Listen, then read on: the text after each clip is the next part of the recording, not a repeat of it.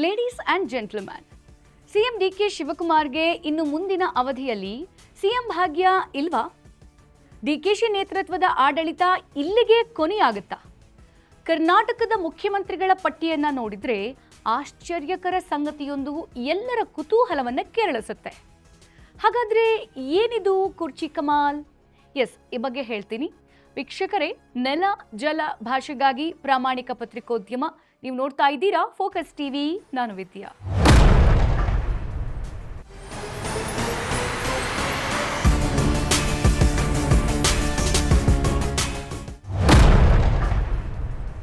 ವೀಕ್ಷಕರೇ, ಡಿಕೆ ಶಿವಕುಮಾರ್ ಆಡಳಿತ ಈ ಅವಧಿಯಲ್ಲಿ ಮಾತ್ರನಾ?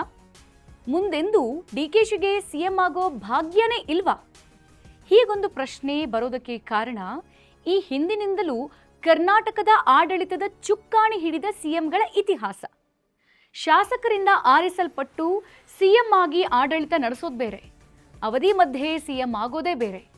ಈ ರೀತಿ ಅವಧಿ ಮಧ್ಯೆ ಸಿಎಂ ಆದವರು ಮತ್ತೆ ಗದ್ದುಗೆಯೇರಿದ ಇತಿಹಾಸ ರಾಜ್ಯ ರಾಜಕಾರಣದಲ್ಲಿ ಇದುವರೆಗೂ ನಡೆದಿಲ್ಲ. ಈಗ ಅವಧಿ ಮಧ್ಯೆ ಸಿಎಂ ಆಗಿರೋ ಡಿಕೆ ಶಿವಕುಮಾರ್ ಕಥೆನೂ ಇದೇ ರೀತಿ ಆಗುತ್ತಾ ಅನ್ನೋ ಚರ್ಚೆ ಈಗ ಜೋರಾಗಿದೆ. ವೀಕ್ಷಕರೇ, ಮೈಸೂರು ರಾಜ್ಯ ಉದಯವಾದ ಸಮಯದಿಂದಲೂ ಕೂಡ ಅವಧಿ ಮಧ್ಯೆ ಸಿಎಂ ಆದವರು ಮತ್ತೆ ಸಿಎಂ ಸ್ಥಾನಕ್ಕೇರಿಲ್ಲ. ಈಗ SR ಕಂಠಿ ಕೇವಲ 99 ದಿನಗಳು ಮಾತ್ರ ಸಿಎಂ ಆಗಿದ್ರು. ಇದಾದ್ಮೇಲೆ ಮತ್ತೆ ಅವರು ಸಿಎಂ ಆಗಿಲ್ಲ. ಹಾಗೆ SR ಬೊಮ್ಮಾಯಿ 13 ಆಗಸ್ಟ್ 1988ರಿಂದ 21 ಏಪ್ರಿಲ್ 1989ರವರೆಗೆ, ಅಂದ್ರೆ ಕೇವಲ 251 ದಿನಗಳು ಮಾತ್ರ ಸಿಎಂ ಆಗಿದ್ರು. ಇದಾದ್ಮೇಲೆ ಮತ್ತೆ ಸಿಎಂ ಪಟ್ಟ ಏರ್ಲೇ ಇಲ್ಲ. ಹಾಗೆ S ಬಂಗಾರಪ್ಪ 17 ಅಕ್ಟೋಬರ್ 1990ರಿಂದ 19 ನವೆಂಬರ್ 1992ರವರೆಗೆ ಸಿಎಂ ಆಗಿದ್ರು. ವೀರಪ್ಪ ಮೊಯ್ಲಿ 19 ನವೆಂಬರ್ 1992ರಿಂದ 11 ಡಿಸೆಂಬರ್ 1994ರವರೆಗೆ ಮುಖ್ಯಮಂತ್ರಿ ಆಗಿದ್ರು. ಹಾಗೆ JH ಪಾಟೀಲ್ 31 ಮೇ 1996ರಿಂದ 7 ಅಕ್ಟೋಬರ್ 1999ರವರೆಗೆ ಸಿಎಂ ಹುದ್ದೆ ಅಲಂಕರಿಸಿದ್ರು. ಇನ್ನು ಇತ್ತೀಚೆಗೆ ನಮ್ಮ DV ಸದಾನಂದಗೌಡ 5 ಆಗಸ್ಟ್ 2011ರಿಂದ 11 ಜುಲೈ 2012ರವರೆಗೆ ಕೇವಲ 11 ತಿಂಗಳು ಮಾತ್ರ ಸಿಎಂ ಆಗಿದ್ರು. ಮತ್ತು ಜಗದೀಶ್ ಶೆಟ್ಟರ್ 12 ಜುಲೈ 2012ರಿಂದ 13 ಮೇ 2013ರವರೆಗೆ ಸಿಎಂ ಆಗಿದ್ರು. ಇವ್ರು ಯಾರೂ ಕೂಡ ಮುಂದೆ ಸಿಎಂ ಆಗೇ ಇಲ್ಲ.